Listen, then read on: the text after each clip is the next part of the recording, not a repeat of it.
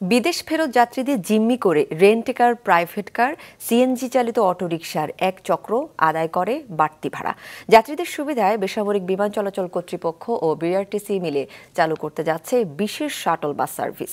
বিমানবন্দর থেকে airport rail station পর্যন্ত ২৪ ঘণ্টা চলাচলকারী এই বাস সার্ভিস আজ উদ্বোধন করা হয়।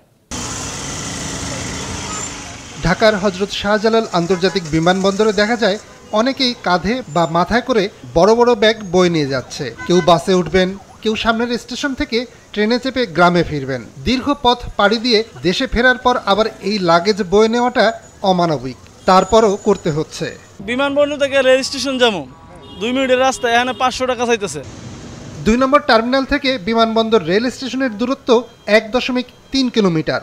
এই সামান্য দূরত্বের ভাড়া সত্যিই কি 500 টাকা? বিমানবন্দরের ভেতরে বেশ কয়েকটি রেন্টেকার ব্যবসা প্রতিষ্ঠান রয়েছে। কেন তারা এত বেশি ভাড়া চায়? রেল স্টেশন গেলে আমাদের ড্রপটা তখন জসীমউদ্দিন ইউটার্ন নিয়ে সোজা তার আমাদের রাস্তা বন্ধ। জসীমউদ্দিন ইউটার্ন নিয়ে আমরা 400। আমাদের ওয়ানের সার্ভিস আর উবার ওখান থেকে টিপ পাবে, আমাদের পার্কিং চার্জ আছে। ওয়ালটন ফ্রিজ কিনে অনেকের মতো আপনিও হয়ে যেতে পারেন মিলেনিয়াল। সেরা পণ্যের সেরা অফার।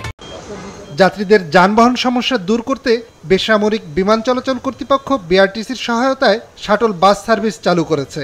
এটি বিমানবন্দর টার্মিনাল 2 থেকে বিমানবন্দর গোলচত্বর, উত্তরা, জসীমউদ্দিন রোড, বিমানবন্দর রেলওয়ে স্টেশন ও বিমানবন্দর 3 নম্বর টার্মিনাল হয়ে আবার টার্মিনাল 2-এ পৌঁছাবে।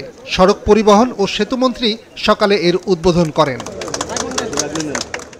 বেসামরিক বিমান চলাচল কর্তৃপক্ষের চেয়ারম্যান মঙ্গলবার এক অনুষ্ঠানে বাড়তি ভাড়া আদায়ের প্রমাণ পেলে লাইসেন্স বাতিলের হুমকি দেন। আমাদেরকে যদি কেউ অবৈধ করে তাহলে আমরা তাদেরকে লাইসেন্স বাতিল করে তাদেরকে এখান থেকে সরিয়ে দেওয়ার ব্যবস্থা আমরা করতে পারবো।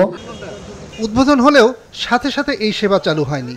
কোনো যাত্রী না নিয়েই বিআরটিসির সাজানো গোছানো বাসটি বিমানবন্দর ছেড়ে চলে যায়। কবে থেকে যাত্রী সেবা চালু হবে এবং ভাড়া কত হবে তা ঠিক হয়নি এখনো।